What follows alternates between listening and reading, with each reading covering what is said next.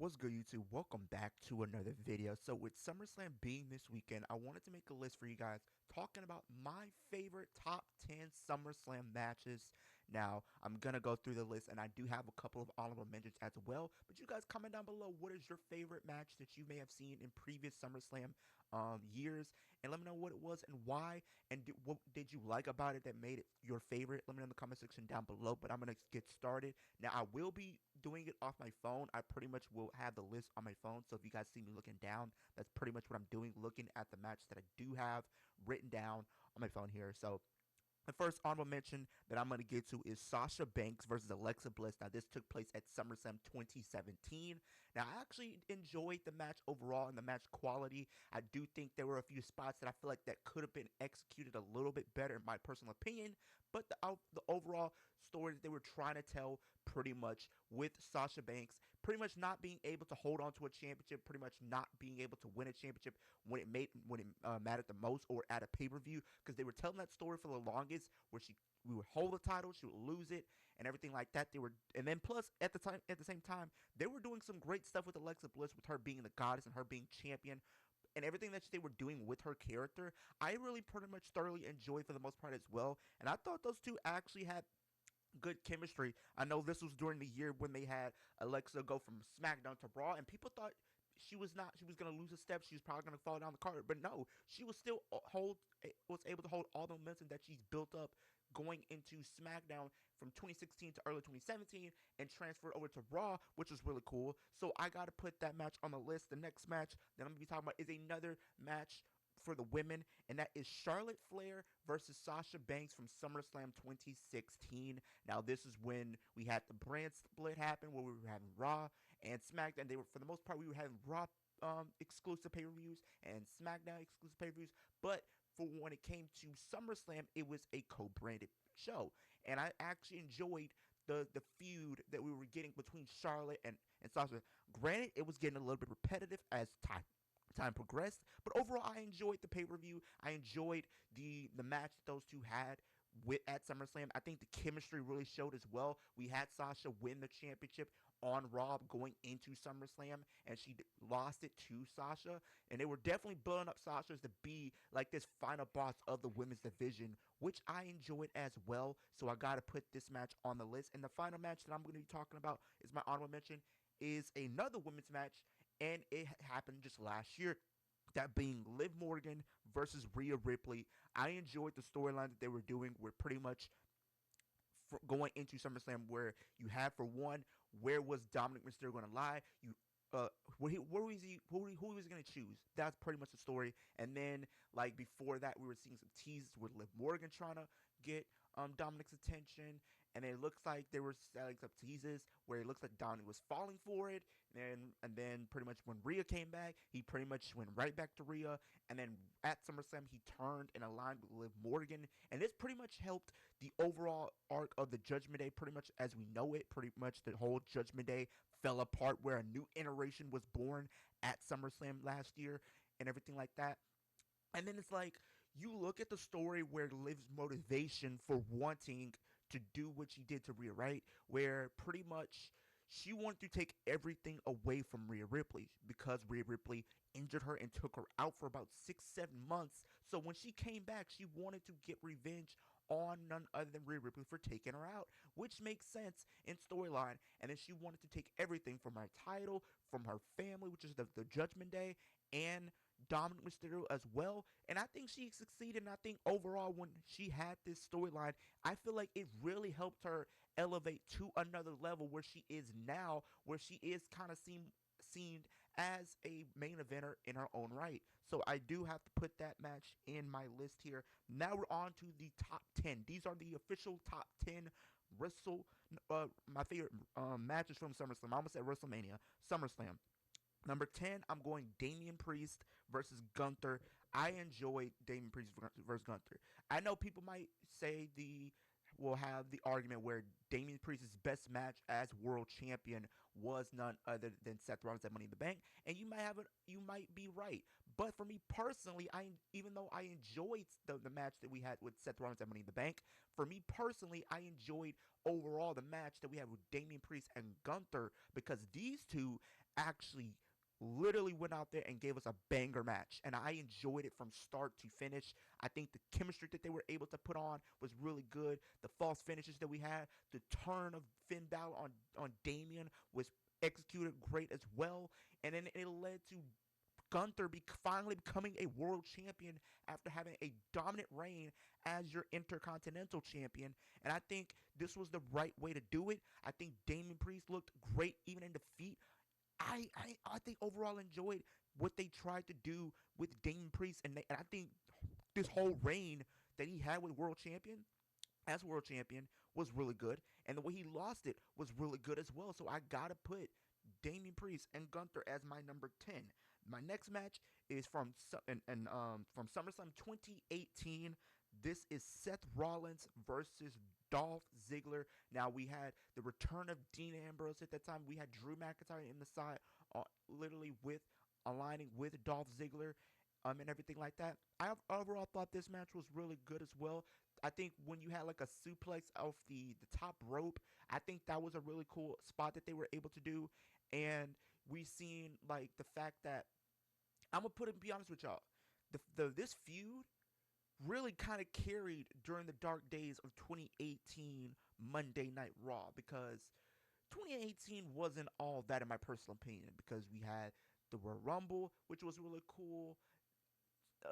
Chamber, it was decent. I feel like the women's side of things was okay, but the men's side, it really just didn't hit, and only because it's like we wanted who we wanted to win, and then they ended up giving it to Roman. That led to the Roman Reigns and Brock Lesnar, which nobody really wanted, to be honest. People wanted to do something different, but Vince at the time, he was set in on having Dolph as not Dolph, but literally Roman as the guy, and there was nobody else that was gonna pretty much get that spot. So, that just is what it is. But I think overall, this was one of the feuds that I feel like carried the WWE through that time period where they were transitioning from 2018 to 2019, and then unfortunately we had the pandemic and everything like that. But this was a great feud.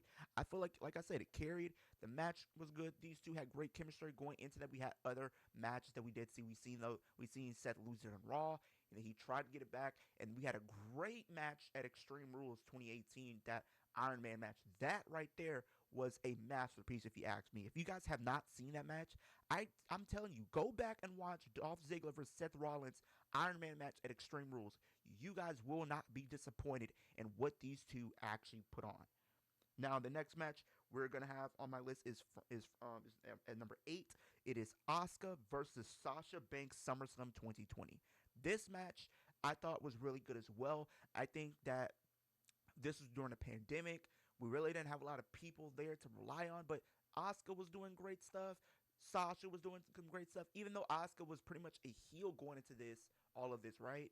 But because of how the Money in the Bank stuff went, and then pretty much Becky having to take time off because she announced her pregnancy, it pretty much kind of somewhat pretty much turned Asuka babyface for the sake of the storyline that they were trying to tell between Asuka and Sasha. And this was when Sasha and Bayley was literally holding the pandemic era down. I don't know why I said era down. Literally, you had Bayley as your SmackDown champion. She held that championship, doing some great stuff with that title. She had the tag team titles. You had none other than Sasha. She was champion. She was trying to become Raw Women's Champion. And I think they did do that at this pay per view, if I'm not mistaken, or maybe somewhere down the line.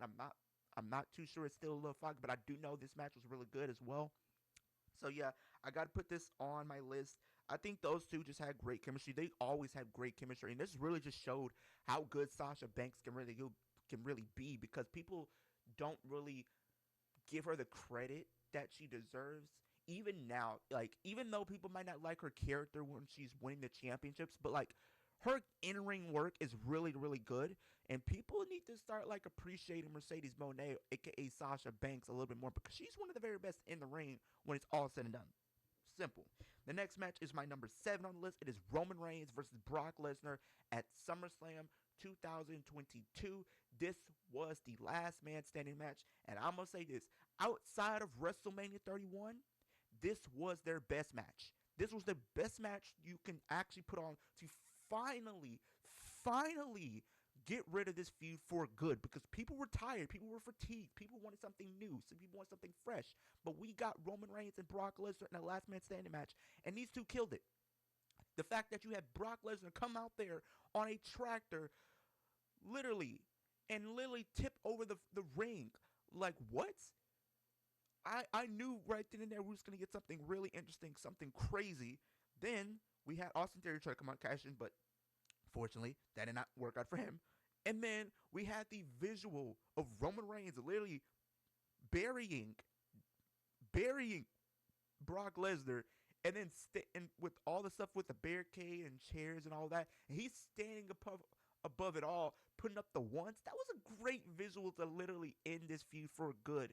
I thought overall the in-ring quality was decent. I thought those two just actually went out there and put on a great match. Because I think that the thing is, with a lot of people, they didn't really care for that match because it was always something that people didn't care for. I think it was time to move on, and I think this was a great way to finally close the book on that feud for good, in my personal opinion. And I thought it was a great way to do it. The next match that I have on my list is a tag team match. It is the Usos versus the Street Profits. These two were literally carrying the tag team division on their back in 2022. Literally, the 2020s, I still feel like the Usos and the Street Profits carried the tag team division throughout the 2020s for the first portion of it. I think we're starting to get more and more teams in the conversation and stuff like that. Like, looking for example, what we're getting this weekend for SummerSlam with this TLC match, which I think is going to be really, really good.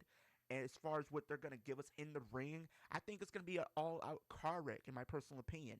So me personally, just seeing this match and seeing how things are literally changed and evolved over time to what we have now, it is really cool to see. It's a really cool thing to see after seeing how WrestleMania, we didn't really have the better tag team titles in the match, but literally when the Usos were holding that tag team championships, they made those championships feel just as important as a world title or a mid-card title, whatever you may want to call it. They made those titles feel important. They made it feel relevant, and this is what I like to see. Those two teams went out there and gave us a great match. Now, honestly, was this is better at just as good as their Money in the Bank match? Yes, but the Money in the Bank match was really, really good. I think the Money in the Bank match was probably the better of the two, but this one was still knocked out of the park, in my personal opinion, as far as what I enjoyed from them. And plus, we were literally kind of doing the same thing where it's like, if the Street Profits lost, they couldn't really challenge as long as the Usos were champions. I think this was a great way to add another stipulation to the match to make it a little bit more intriguing as far as what we could be expecting. And overall, I thought it was great. The next match that we're going to be talking about is Finn Balor versus Seth Rollins, SummerSlam 2016. This right here is the perfect recipe for a wrestler coming from NXT and being put in the deep end and thriving. They literally brought this man up, and they had this man number 6 in the WWE draft in 2016. The fact that they put him so high, that lets you know they had big plans for Finn Balor. The fact that they not only did that, but they made a tournament to crown the first ever Universal Champion, and the fact that they put him in there with Roman Reigns and I think Cesaro and some other names as well, the fact that this is what happened, right?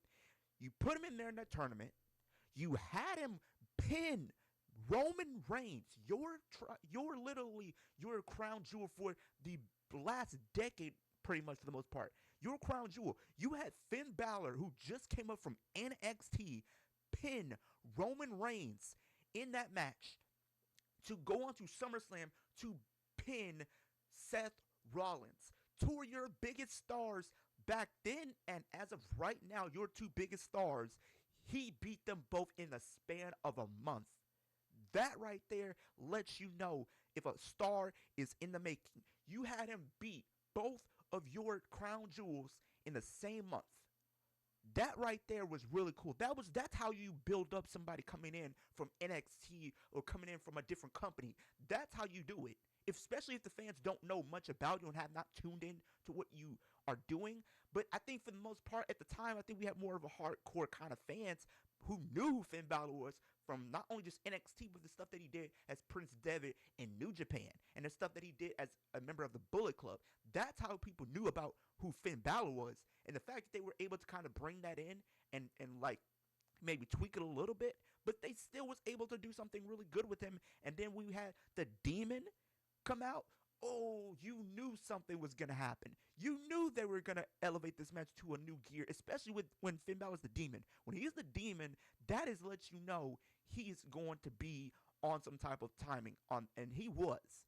This man was really operating like a beast, bro. And the fact that we knew, I think it really came out the next night that he suffered an injury, and the fact that if you go back, he popped his shoulder back in socket, and he kept going and became your Universal Champion.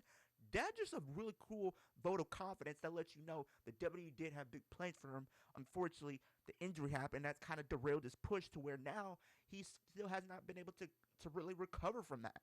So hopefully, it's a point in time that we can sit and have that discussion that he can recover and become a world champion again because he deserves it. He's still one of the very best in the ring.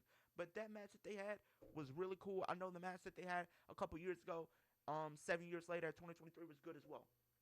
The next match that we're going to be talking about happened in 2013. My number 4, John Cena versus Daniel Bryan. This was where the Yes movie was starting to take over more and more by the week. We were having Daniel Bryan and John Cena. Daniel Bryan wanted to prove that he could still be one of the very best. He wanted to prove that he can be the top guy, to be the top champion. They were doing some different stuff with him. He went out there with John Cena, and those two absolutely killed it. Absolutely killed it. Bro, I never seen John Cena working like that. But if we were getting John Cena like that, oh brother, man. And when he was working with Daniel Bryan, it looked really, really good, really good. The fact that they were telling a story where Daniel Bryan, people were trying to write Daniel Bryan off as if he didn't belong in the main event. John Cena was kind of playing a little bit of the heel role in that feud, and it worked. Even though John Cena wasn't a clear-cut heel, but he was doing some heel-like tendencies in the way he delivered some of his promos and some of the lines that he would deliver in his promos leading into that match as well. So I think overall the story kind of added a little bit more intrigue to it as well. And it really just showed how great you can build a underdog babyface from underneath. I wish they would kind of do a copy and paste it like nowadays with some of the people that are babyface, because I feel like it could potentially work and get people more over. I mean, we will see if that does come to fruition, but I wouldn't mind seeing them do that with more different stars. So I got to put that on my list. And as my number 4, my number 3 is from 2011, John Cena and CM Punk, pretty much the summer of Punk. These two were competing. We had John Cena lose the title to CM Punk at Money in the Bank, which is a banger match. I guarantee you, if you guys haven't seen the match, go and watch it. These two were going at it. They John Cena lost the title at Money in the Bank to CM Punk. CM Punk left in storyline because his contract ended with WWE, and he said, I was gonna leave the WWE with the title, and then that's pretty much what happened in storyline. John Cena lost the title. They had to crown a new champion. They did an interim kind of champion tournament or whatnot, where Rey Mysterio won it. Rey Mysterio only held the title for an hour. John Cena won it from Rey Mysterio, and then Punk came back, and we had a title for title kind of unification match where the person would be called the undisputed WWE champion. And I thought this match was good. Don't get me wrong. Was it better than their Money in the Bank match? No. But this was still serviceable nonetheless in the sense of what we got and how the and then we had Triple H as the special guest referee to make sure there was there was an actual winner. That's and everything like that, and it kind of teased some other stories coming out of SummerSlam, right? Because you had the Triple H and Kevin Nash storyline, maybe you had the Kevin Nash and Punk storyline, where they kind of had to pivot from that a little bit because I think Kevin Nash suffered an injury, so he couldn't really compete. So they had to kind of, pivot to having Triple H versus CM Punk, which was a good match as well. But I do think the match overall between John Cena and Punk was really good. The storylines that we were trying to progress and then the spots that we had were really good as well, especially the ending where we had Punk pretty much pin Cena, but Cena's foot was on the rope, but nobody caught it. So Cena had a little bit of a gripe with Triple H because it's like, well, you saw me, I didn't get pinned. I got pinned, but my foot was on the rope, and I thought this was a great way to do it. I thought this was a great way to progress that storyline a little bit more. The next match is my number 2 on the list. It is a fatal 4-way between Roman Reigns, Brock Lesnar, Braun Strowman, and Samoa Joe. Now, these guys were carrying Monday Night Raw in 2017. There were other players that I would say was carrying Raw, but these were like the big four in my personal opinion. And this might be on my list as one of my favorite fatal 4-way matches of all time. I know people might say I'm crazy, but for me personally, this is my favorite fatal 4-way match of all time. This is when Samoa Joe was killing it. He had that promo segment with Joe. He said, "You look at me when I'm talking to you, or we can straighten this out right now." That was a really cool spot. Braun Strowman was a beast at this time. I don't understand why they did not pull the trigger on Braun Strowman in 2017. Matter of fact, I'm surprised. I don't understand why you didn't pull the trigger on Samoa Joe in 2017. The match that we had between Samoa Joe and Brock Lesnar at Great Balls of Fire. I know that's a crazy name for a pay-per-view, but literally, we had that match at that show. Samoa Joe should have beat Brock Lesnar. Samoa Joe should have beat Brock Lesnar, became Universal Champion, and we could have still did the triple threat match. Maybe we could have had Samoa Joe retain. We could have had Braun Strowman potentially win the championship. We could have had those two segue into their own feud between Samoa Joe and Braun Strowman. I think that would have been a crazy thing and a great, cool thing to do. But WWE, they were trying to tell the story, but it was mainly about Roman Reigns and Brock Lesnar. That's really what the story was, unfortunately. For the fans, it was literally one of Braun Strowman who is really, really starting to elevate himself, really starting to get over and more over as weeks progress with the stuff like, "I'm not finished with you, get these hands," and all that. Like, they were literally doing some stuff with Braun Strowman. They were doing some stuff with Samoa Joe, but WWE, being WWE, they were only focusing on Roman Reigns and Brock Lesnar. Now, I'm going to say this. Braun Strowman he literally took out Brock Lesnar for a pretty much a great duration of this match. When you had Braun Strowman literally do the running power slam, I think, on 2 different announce tables, bro. I actually thought Brock Lesnar was going to be taken out for the rest of this match, and it was going to be a triple threat to guarantee that we were going to crown a new champion. But unfortunately, that was not the case here, where we ended up having Brock come back at some point, and then Brock pretty much started suplexing people. He ended up getting, I think, another suplex. He got a spear, but he still kicked out. Roman was going for yet another spear after Superman punch, and I think Samoa Joe, I believe. And then he got caught with the F5, 1, 2, 3. Brock is still your champion. But overall, I thought the Fatal 4 was really great as far as the spots that we did get. Like I said, with the Brock stuff, the Samoa Joe stuff was cool with him and everything like that. I would have wished they would have not really heavily focused on Roman and Brock throughout this match. I wish they would have given a little bit more love to Braun Strowman and Samoa Joe, letting them get some more spots in and stuff like that. But overall, the match was really good. And my number 1, my absolute favorite match in SummerSlam, AJ Styles and John Cena. You guys knew this had to be on the list, right? Like, bro, AJ came in, right, at the Royal Rumble 2016. He had a match. He had a great spot throughout the Royal Rumble. He lost, unfortunately.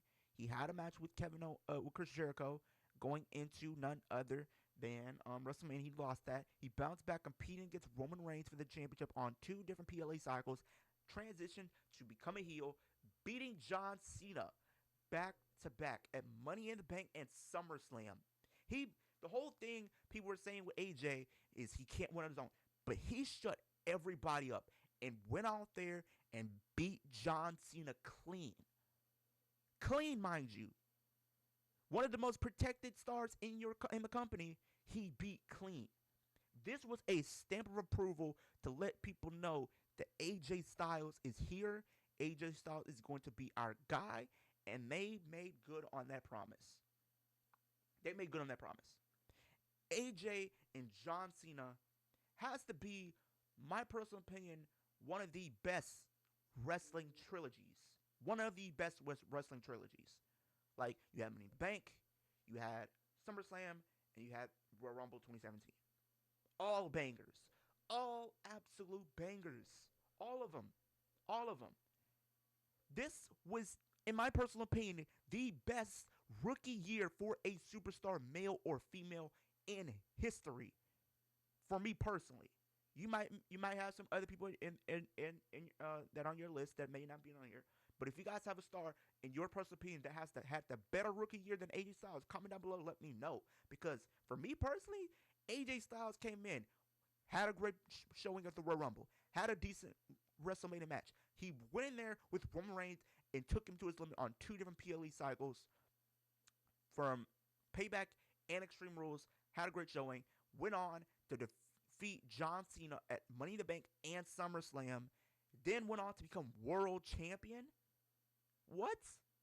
You got to be kidding me. I don't think people understand just how good they were pushing this man in 2016.